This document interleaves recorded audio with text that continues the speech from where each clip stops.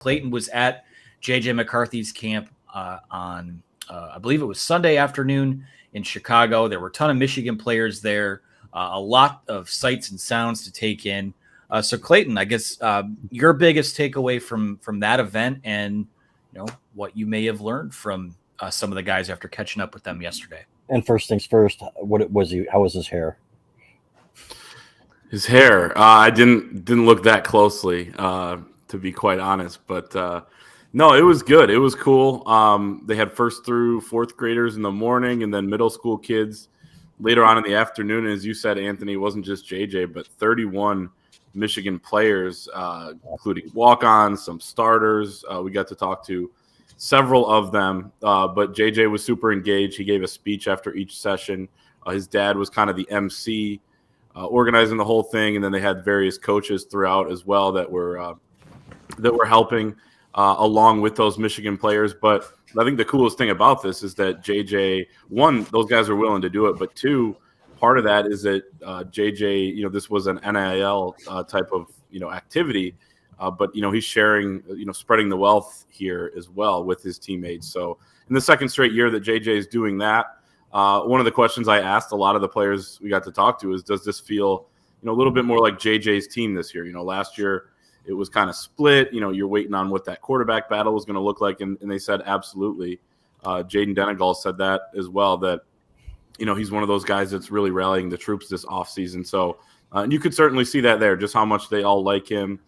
Even the veterans, guys like Jalen Harrell, were there supporting as well. But yeah, I mean, some interesting conversations there, talking to some of the parents as well, the offensive linemen. You kind of get a feel for where this team culture is at too, where they had all sorts of, guys that are there interacting with each other, having fun with the kids. So yeah, it was a good day. And that video there that the people on YouTube can see is they had them doing the "It's great to be a Michigan Wolverine" chant that they sing after victories. So they're starting them early. There seems to be quite the Maize and Blue contingent out in Chicago. Part of that's JJ and all the reach that he has over there, but also part of it is the great alumni base they have.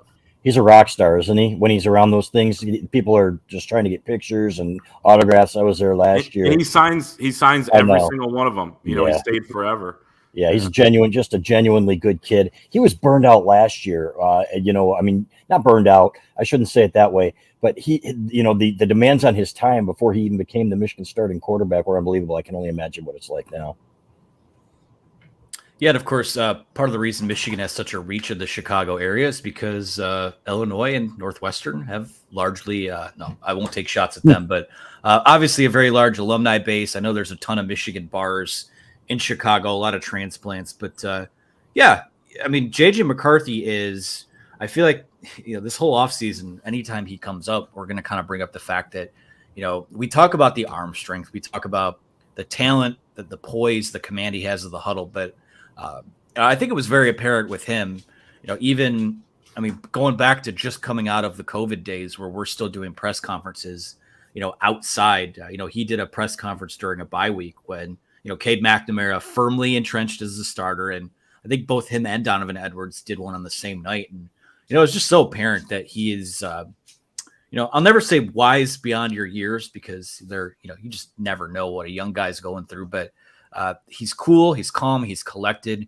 He's very deliberate and very, I would say, sincere in his actions. I know he's just so, it seems like he's just like this well-polished machine, and that it is a machine, that it's just maybe a facade. But, everything that we know about J.J. McCarthy, both the quarterback and the person on and off the field, he is, he's just cut from a different cloth, and he's a good dude. Good young man, very good quarterback that we'll see about being great. But I don't know, what were some other things that you gleaned from that? I know you talked to a few players, Clayton, and we don't want to take away clicks from the website, but I guess any notable news and notes from the event that you picked up? Well, yeah, I was dancing around some of that a little bit. We'll have it up behind the paywall over at thewolverine.com so people can join up. $30 for 6 months. But speaking of Northwestern, you brought them up. AJ Henning, who's transferring to Northwestern, was there. He committed. He's from the Chicago area, but he committed to attend this event before he transferred, and he kept his commitment, and he was interacting with his Michigan teammates, joking around, as if he was still on the team, wearing the Big Ten Champs shirt, and that's what it was. It was called the Big Ten Champs Camp, I believe. So they were kind of celebrating that back in Chicago with a lot of guys, not just JJ and AJ Henning, but Tyler Morris, as we saw in one of those photos, Brooks Barr, incoming freshman, Trey Pierce, another incoming freshman from the area, and some others from that area. So I thought that was cool that AJ was there. One of the things that, I was talking to Rod Moore, and he was like, he was talking about JJ, and he's like, me and him are going to have the same jersey number this year. So he will be sporting the single digit number 9 as opposed to 19. I don't know what your guys' thoughts are on that. And he said he wants to sport a single digit for potentially his final season at Michigan. He could go after his junior year here, but I expect him to have a really big year, and thought that was interesting. He said he's trying not to see too much of the NFL draft stuff or some of the hype. I think he checked in as a top 100 player in the country according to On3's rankings. But he said he sees it, and but also he's chasing the guys that are ahead of him as well. But that kid's just got talk about a guy with his head on straight as well. Love talking to Rod Moore. He's the best. He's one of my favorite players to cover. Just the way he plays the game. One of the best safeties in terms of putting in the film work and everything else, and just a great kid. So, and 3 words that I would use to describe JJ McCarthy: down to earth. There's nothing fake about that kid. And but this is a great camp, and I love AJ Henning too. I wish him all the best. I remember talking to him last year. Hope he does really well at Northwestern. Yeah, and something interesting about the Rod Moore jersey number change is that now you have 2 number 9s that I think you can argue. I think you could make the argument those might be the 2 most prepared and maybe, I guess, poised, if we're just going to keep using the P words here. Maybe the 2 guys that fit that bill the most on their respective sides of the ball. I mean, I don't know that it gets talked about enough just how good Rod Moore has been over these first couple of years in a Michigan uniform. I mean, he is, they're able to everyone has an iPad, and the coaches are able to log who's put what amount of hours in on the film and checking out game planning stuff.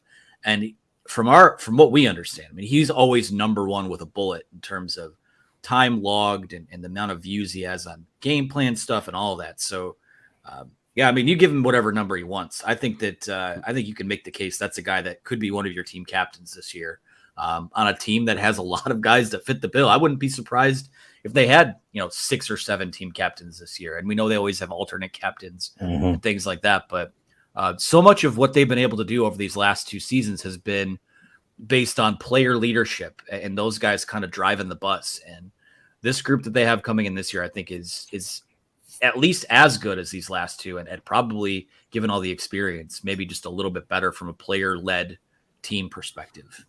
Yep. And you know what? I was looking at Craig. Chris Jenkins will be a captain, in my opinion. I don't think there's any question about it. And then Mike Sainer still. So you're going to need to have 3 captains if Rod Moore's just going to have to come back for his senior year to be a captain. That's all there is to it. That's the way I look at it. But like you said, so many candidates, and we write this for our football preview article. I write the season preview, and I'm going down the list of guys who could be a captain on this team. If you look, there are legit 12, 13, 14 guys, and it's crazy. And then when you're writing a list of best players and you get to number 5 and, potential All-Americans aren't on there, it's unbelievable. So this program certainly is in a good place. Yeah. The leadership, I mean, just the fact that I was talking to Jaden Denegal about this as well. I mentioned, we were talking about JJ, and I said, Sharon said he's always in the building, and he's kind of that guy that's, everyone rowing in the right direction. He said, it's not just JJ. Everybody's there all the time. It's jam-packed, and everyone loves being there. And he said everybody's early to everything too. And it's just amazing, you hear other things just about the culture and how things have changed, but also have been sustained over the last few years. I mean, now you're going on 3 straight years of this, but I would like to see it stay at 4 or 5 captains. I remember that 2020 year when they had 7 or 8. Yeah. At some point you got to pare it down, and then it doesn't mean you can't lead, if you're not a captain as well, but you kind of have to, pick those guys. I think it was 5 last year. And guess what? 2 of them, were injured and ended up transferring before the season even ended, but you had plenty of leaders on that team. So they're going to have plenty here as well. But Chris Jenkins. I mean, you could make a case for a Mike Barrett as well, coming back in his 6th season. There are other guys. You look at the offense. I mean, multiple offensive linemen. Blake Corum has to be a captain. JJ obviously could be if they go the junior route. Just depends on who these guys vote for, but they are in really good hands there. And it's not just that there are a bunch of different leaders. They also seem to be in lockstep with each other, which is really, really important. Yeah, and our producer Megan, a Nebraska fan, I was just thinking, man, how different this program is compared to, like, I was thinking back to when they were kind of like Nebraska, still looking for their identity and replacing coaches and stuff like that. With all due respect, Megan, but as long as I say with all due respect, I can say whatever I want, right? Isn't how it works? Right, exactly. But how far this program has come in just 2 years. And I was talking to Sharon Moore about it for the football preview, in an exclusive interview you guys can read in the Wolverine football preview, where he's like, it was really the players. They had a players only meeting, and they told these guys that didn't want to be here, didn't want to put in the work, or the guys that had been malcontents, if this isn't the place for you, then you need to go. And if you do want to stick around, then you damn well better be prepared to work. So, but where they were in 2020 to where they are now, I never would have predicted that, but here they are. So kudos to them. Kudos to the players and a special group of kids. To close out, not close out football talk, we'll have some questions a little bit later on, but I want to ask you guys a question that we discussed last week when Isaiah Hull was on the show. A shout out Isaiah for stepping in. Heading into, because as far as I'm concerned, this weekend is the unofficially the official, whatever that means. I'm just vomiting words here. Kickoff of summer. Spring football's been in the rearview mirror for almost 2 months now. So I asked the two of you this, is what, now that the dust has settled on spring football, the transfer portal window is calmed down.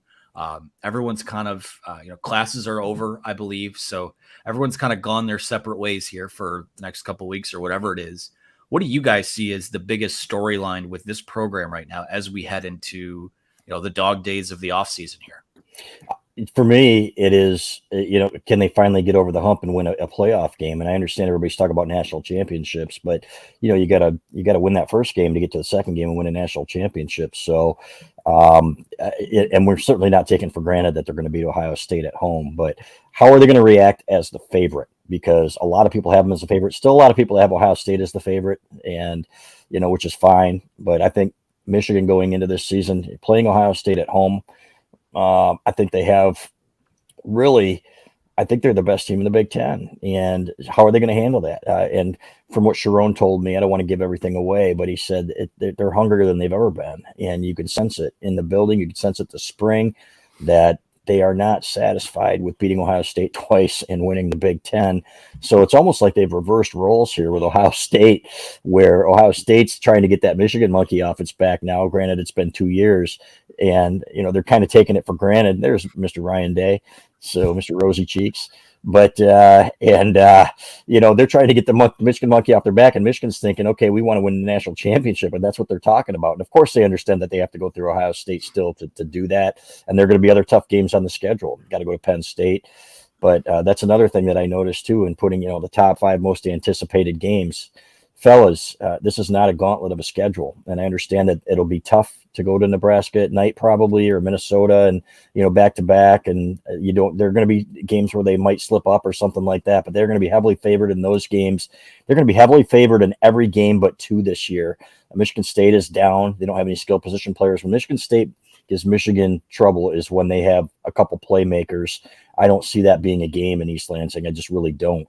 So manageable schedule. It's going to come down to that game in November. Don't want to fast forward. You know what? Don't take these games and don't take these years for granted, kids, because for 17 years, Michigan was in the abyss. They weren't winning championships. And, when I was growing up, they were in contention all the time, every year. They were winning one, it seemed like, every other year, if not more. So this is a special time in Michigan football. And with NIL and everything else, you never know when you're going to get back, fellas. Yeah, to me, it's the same. I mean, it's taking that next step. Now, I did ask Rod Moore. I said, being an Ohio guy, there's no way you're going to let these guys not think about Ohio State every single day. And he said, yeah, absolutely no way. But they do have their sights set on getting to that national championship game. And when I talked to Ben Herbert, He said he wrote up on the whiteboard first day in January, we're a 13-1 football team. There's only two options, to be 14-1 or 15-0 next season.